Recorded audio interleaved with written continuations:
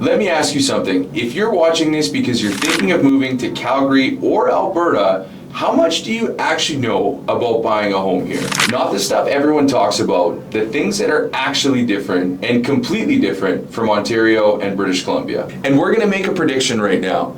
At least 3 things that we tell you in this episode today is going to genuinely surprise you. And one of them could cost you tens of thousands of dollars if you get it wrong. First question, how much did you pay in land transfer tax the last time you bought a home? If it was in Ontario, you probably paid anywhere from $15,000 to $40,000 or more depending on the purchase price. And if you live in Toronto, you paid it twice. Once to the provincial government and once to the city. So here's what I need you to understand about Alberta. This tax does not exist here. Zero. It's gone. You don't have to pay any of that land transfer fee, and that one single fact is one of the most powerful things buyers have going for them in this province. Now, before you get too excited, let us walk you through what you actually do pay, because there are closing costs for your home, of course. They're just structured completely differently here. Alberta charges what's called a land title registration fee and a mortgage registration fee. The land title fee is a base of $50 plus $2 for every $5,000 of your purchase price. The mortgage fee is $50 base plus $1.50 per $5,000 of your mortgage amount. So on a $700,000 home with a $560K mortgage, you're looking at roughly $330 in title fees and $230 in mortgage registration.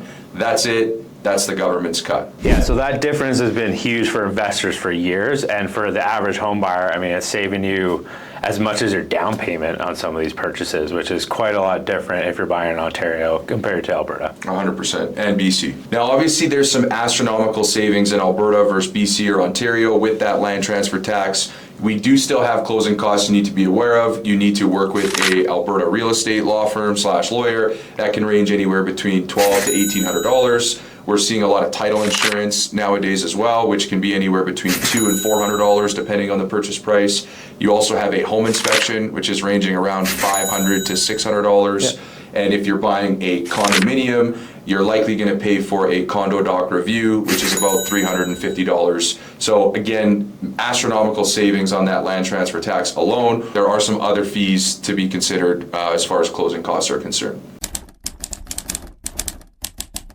The next one is the one that catches people from Ontario and BC the most off guard. And if you've ever bought pre-construction before, in Toronto especially, then pay very close attention, because the rules here are fundamentally different. And if you don't know this going in, you could find yourself in a situation where you're legally obligated to close on a property that A, you cannot afford, and B, you no longer want anymore, with no clean exit. So yeah, in Toronto especially, but we've also seen this a lot in BC too. So assignment sales can be big for home buyers or investors. So people are buying units ahead of time, especially on the condo side of things, buying things ahead of time and assigning them to new buyers before they're even complete. When the market was skyrocketing, easy to make a profit in that. So we had a lot of people speculating in that market and flipping them on assignments.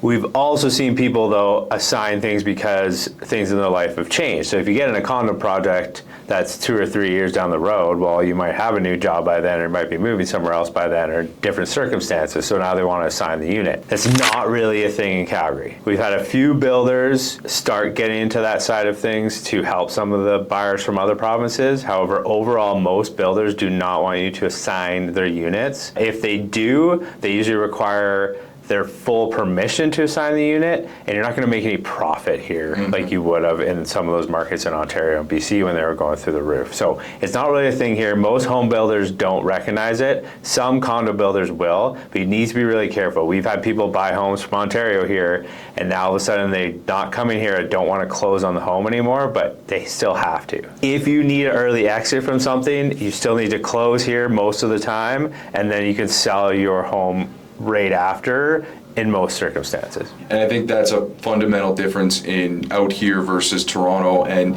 anywhere in the GTA. That happened a bunch, and then also in the Lower Mainland in BC. Assignments are a big part of that real estate market, and it's just not recognized out here the same way. And we have so many people coming here that want to do assignments or get in pre-construction because they see the upside that happened in their market, but it just doesn't work the same out here. I've said this to other people in Ontario and BC. Out there, maybe 50% of their transactions could be assignments. Out here, it's maybe 3 to 4%. Yep. Like, it's so minimal and so different. But new construction is one of the biggest segments in the Calgary area. We have new subdivisions going in all the time. So there's literally new builds on any product type you can find. So condos, townhomes, detached homes, duplex, everything you can think of, you can pretty much find a new build in Calgary. So that is a big segment of the market. And now with the new GST rebate that is finally in place from the federal government, there's some good upside to buying a new construction right now. Correct. Yeah, up to $1 million, you can get that 5% rebate back. So again, that's something that the federal government has implemented, and that's to incentivize more first-time home buyers eating up some of this new construction product and then getting that rebate on the back end, which is kind of a nice little cash back incentives for, and this is specifically for first-time home buyers that have not owned something in the last, I think it's 2 or 5 years. Yeah, you can't have been entitled for at least 5 years, I believe. Yeah, so you have to be a true first-time home buyer to benefit from this GST rebate. Yeah, and the thing to keep in mind is that the lender will lend to you at your full pre-approved amount on the actual mortgage, and you do get that cash back after you've closed on the property. So on $1 million, if you had the minimum and you put, let's say, $100,000 or $75,000 down, you could get $50,000 back at close. So you could be into that house for only $25,000 if you wanted to. Which is incredible. And lastly, if you're considering buying new construction in Calgary or the surrounding areas, it's important to have good representation through a real estate agent when you're doing that new construction. Not all agents are equipped with the right knowledge and tools and information on lengthy builder contracts and builder timelines and staying on schedule and making sure we're not over budget. But there are good agents in the city that do have the expertise and knowledge to guide you on a new construction purchase. And it's very important to have that representation. Even if you've built a home before, it doesn't really matter. You can still have advocacy in your corner representing you when you're building a new home. And more often than not, we're covering clients on hidden costs that they might not be aware of. We're reining them in on design stuff that might seem good up front, but might not give them the benefit that they want long term. And it's very important, so keep that in mind. Now, let's talk about the city itself. Because if you're moving to Calgary and don't understand the quadrants, you're gonna be a little confused. And you also need to understand that what quadrant you live in the city can literally shape the experience you have here. So whether you want access to downtown, access to the mountains, you're really gonna wanna focus on the best quadrant for you to live in. So the first thing we're going to talk about is the northwest quadrant of the city. You've got communities like Royal Oak, Rocky Ridge, Tuscany. These are the neighborhoods that are on the furthest northwest tip. You've got lots of mountain views because you're on the full northwest side of the city, so some of the elevation changes are quite nice. Range of product in all of those neighborhoods. You got single family, townhouse, condos, but these are mainly single family neighborhoods for the most part. Stony Trail wraps around the entire city in a big or a big circle basically. So being in that far northwest tip, you got good access to Stony to get around the city, and then you've also got Crowchild Trail that runs east to west that will kind of bring you from the northwest into downtown. You've got good schools in the northwest, you've got transit that runs through there, you've got old neighborhoods, new neighborhoods. With the so-called older communities of the Northwest, like the ones that are in the 25 to 30 year range, you're gonna get a lot of houses that are decent sizes, but they're mostly gonna need to be updated at this point if you're staying in the lower price point. So you can get a detached house in the 700s or 800s, no problem, in Rocky Ridge, for example, or Tuscany, but usually those will need to be updated. Anything that has been renovated will be in the $1 million+ price point for sure. So there's some mix, but overall you're gonna get the 25 to 30 year homes on the northwest tip of the city. If we kind of wrap up the northwest, on the furthest northern tip on the map, you've got Sage Hill, Evanston, Kincora. These are now 20-year-old neighborhoods also, but at a point in time they were considered new because they're building outside the city. And then we've got some more neighborhoods like Arbor Lake, which is the only lake community in the northwest. You've got Hawkwood and Edgemont that are typically big single-family homes. And as we move kind of down Crowchild Trail into Dalhousie, Brentwood, Charleswood, then those are our Tri-Woods, which are older bungalows. We've seen, those bungalows that have gone down, and we've seen new construction, infill product go into these neighborhoods. And then lastly, in the northwest of Calgary, you've got the University of Calgary, which is kind of a landmark in the northwest. And if not, one of the most affluent neighborhoods in the Northwest is Varsity. You have a rich budget and you want to be in one of the best neighborhoods in the Northwest, I'd say Varsity is probably one of my top picks. There is a brand new area right around the university called the University District. So if you're looking for newer, especially the townhome side of things, there's that as well, and really vibrant commercial section there now too. Okay, next quadrant we're going to cover is Northeast Calgary. Northeast would be considered the hood of Calgary. I grew up in the Northeast. I know a lot of the neighborhoods very intimately well.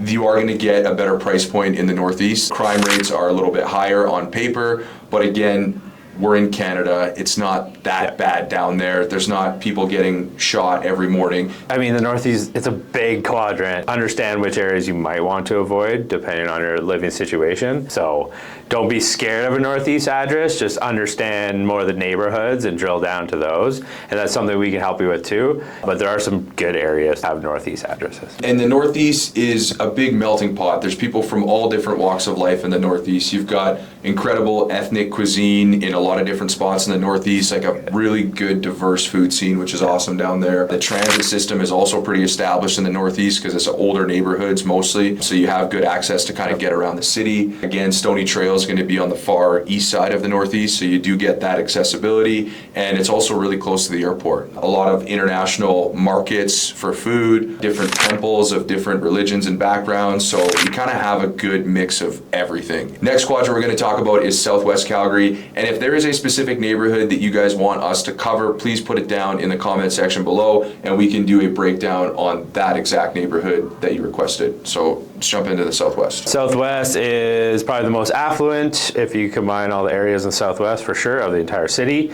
You do have some really, really high-end housing going on in certain places, especially inner city. Places like Altadore have land values that remain high pretty much no matter what. Most of the private schools are there. You do have quick access out to the mountains from a lot of it, especially now with Stony and then up to Highway 1. You can go the deep Southwest now. There's brand new communities down there too. So really big quadrant, encompasses a lot of housing types, but more high-end than anywhere else. We can talk about Aspen, and we can talk about, West Springs, those places too. Like they're, $2, $3, $4 million homes. People gravitate towards the Southwest for the schools. Like you said, there's a lot of good private schools down there. The communities are very safe. The crime rates are super low. There are some old neighborhoods down there still. Like Christie Park is a beautiful neighborhood with all brick elevation and all brick in the whole neighborhood. West Springs and Aspen are also great neighborhoods. You've got good mixed product there, but also really big estate houses. I feel like there's better valued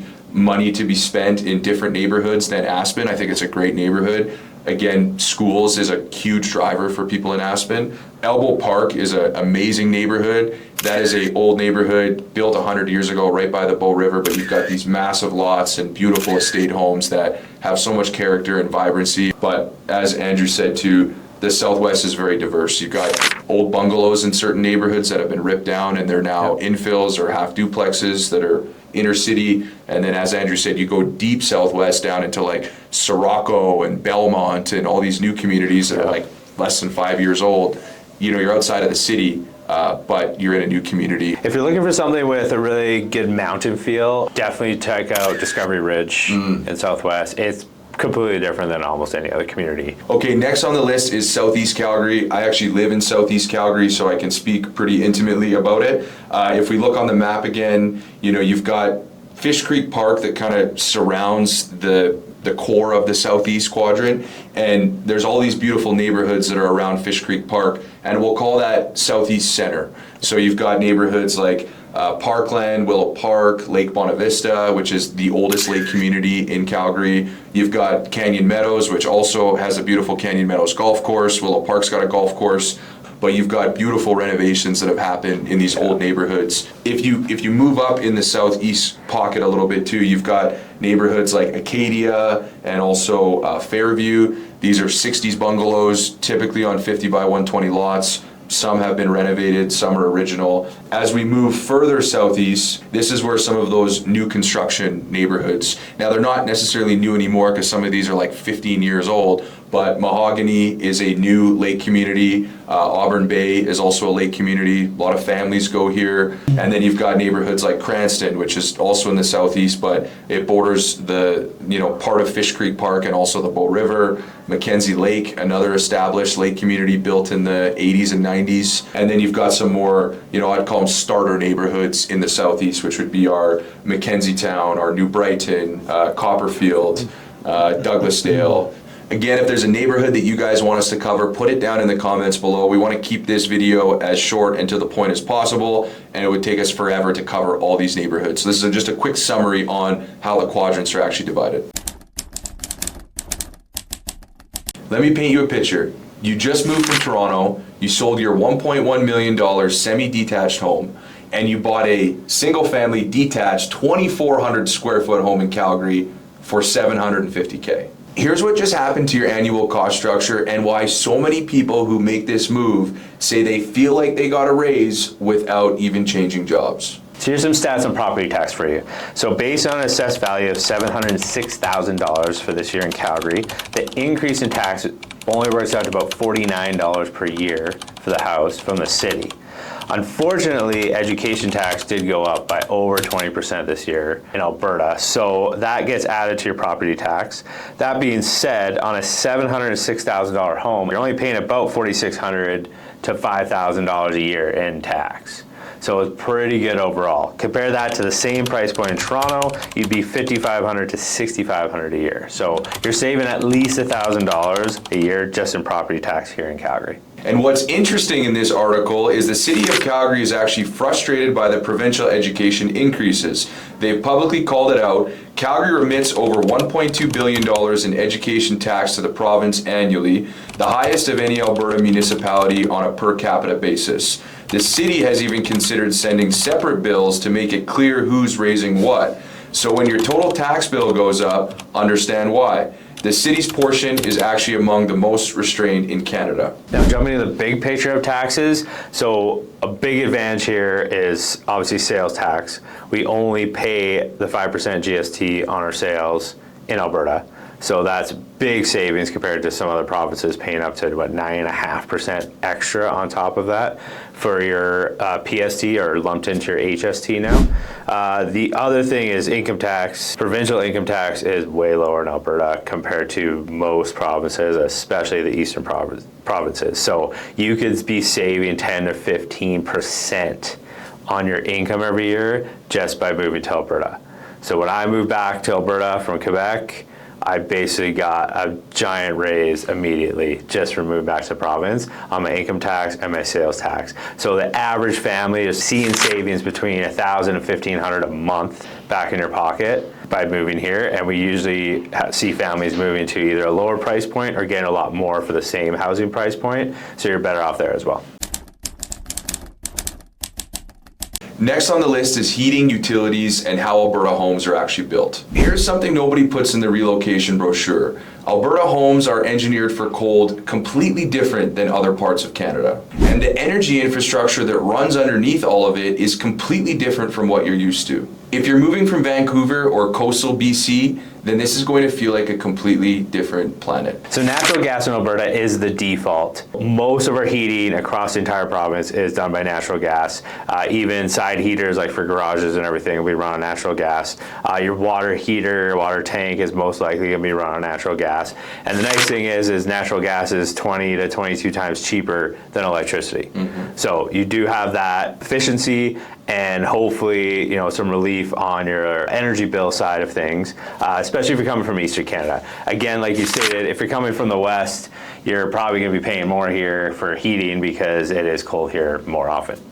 So you will see that change, but at least we do use natural gas, which is very efficient overall. And here's a quick stat for you. 2026 regulated natural gas rate is $1.78 per gigajoule, which is 61% lower than the average fixed rate plan.